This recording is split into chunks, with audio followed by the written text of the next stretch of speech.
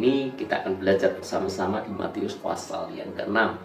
Ada beberapa perikop yang penting yang kita bisa pelajari sama-sama di pasal yang ke-6 ini, yaitu tentang bagaimana memberi sedekah, bagaimana berdoa, bagaimana berpuasa, bagaimana mengumpulkan harta, lalu kemudian hal tentang kekhawatiran. Ini adalah teks-teks yang penting sekali dan aplikatif dalam hidup kita semuanya. Karena banyak yang mesti dibahas dan waktu kita membahas mungkin sangat terbatas, jadi izinkan saya untuk membahas di perikop yang pertama saja, yaitu tentang memberi sedekah. Hal memberi sedekah itu merupakan perintah Tuhan. Jadi Tuhan selalu membangun sebuah konektivitas, sebuah relasi itu harus terhubung antara vertikal dan horizontal.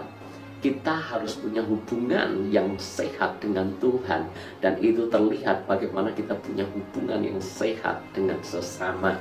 Jangan pernah kita katakan kita mengasihi Tuhan tetapi kita membenci sesamanya.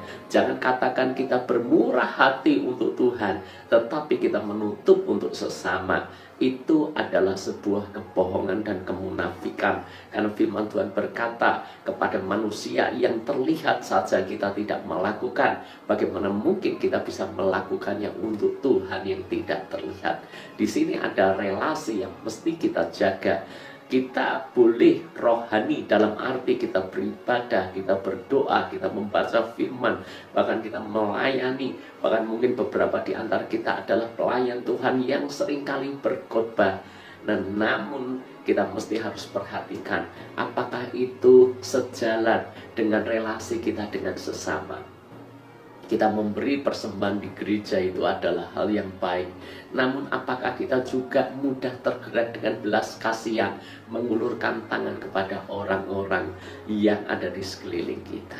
Mari kita belajar sama-sama tentang kita mengasihi sesama dengan cara memberi sedekah kepada mereka. Dan tentu saja kalau kita bicara tentang sedekah di sini, kita mesti juga harus berhikmat. Memberi sedekah bisa dianggap kita ini orang yang sosial, orang yang suka menolong. Tetapi lihat, orang yang suka memberi tidak sama dengan orang yang mudah dimanfaatkan. Itu dua hal yang berbeda. Jadilah murah hati, tetapi jangan pernah jadi orang yang murah hati karena dimanfaatkan oleh orang-orang yang ada di sekeliling kita. Jangan sampai kita tulus dan ketulusan kita dimanfaatkan oleh ular, oleh mereka yang cerdik dan menipu kita. Bedakan akan hal itu. Berilah kepada orang-orang yang memang butuh pertolongan kita, bukan memanfaatkan kita. Dan saya percaya kalau kita punya relasi yang intim dengan Tuhan, Tuhan seringkali tuntun kita dipertemukan dengan orang-orang yang butuh kita tolong, dan hati kita tergerak dengan belas kasihan. Itu momen paling tepat untuk kita memberi kepadanya. Dan jangan tunda-tunda lagi, sebab ketika kita menundanya, bahkan kita mengeraskan hati untuk tidak melakukannya, kesempatan itu tidak akan datang dua kali, dan kita kehilangan momen penting, momen berharga dalam hidup kita.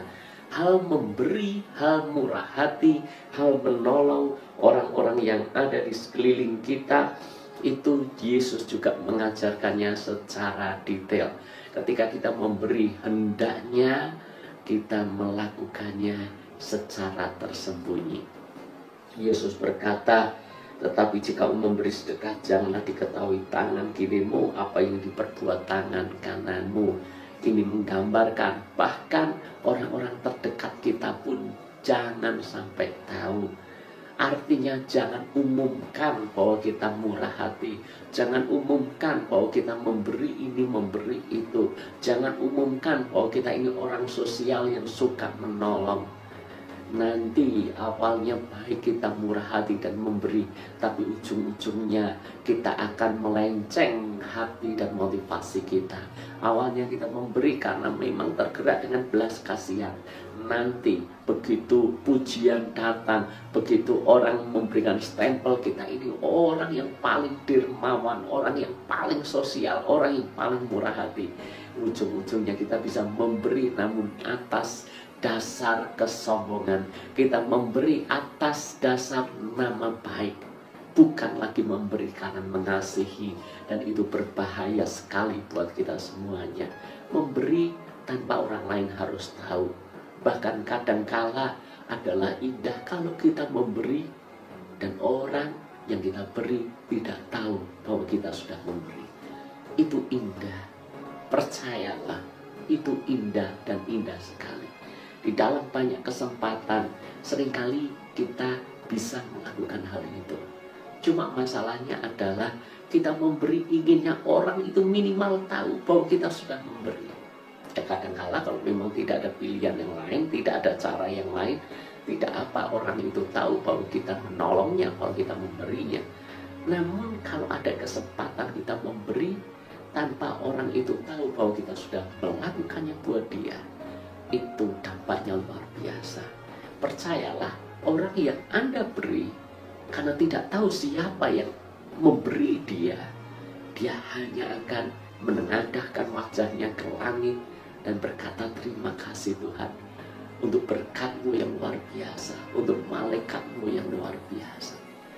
Dia akan menjadi sangat berterima kasih kepada Tuhan, karena berkat itu pasti datang daripada Tuhan sendiri.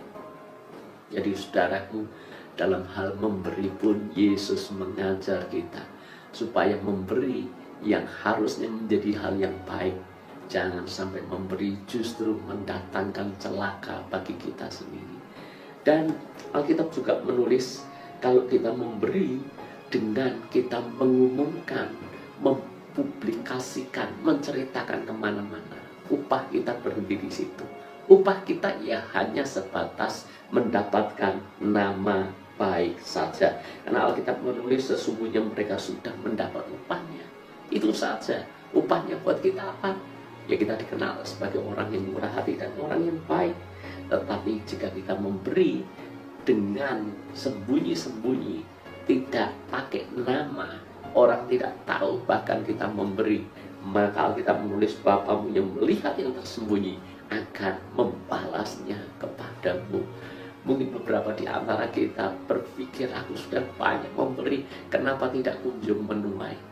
Jangan-jangan kita memberi atas dasar nama baik saja, cari popularitas saja, itu upah kita.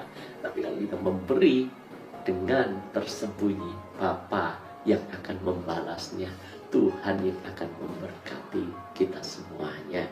Tuhan berkati kita.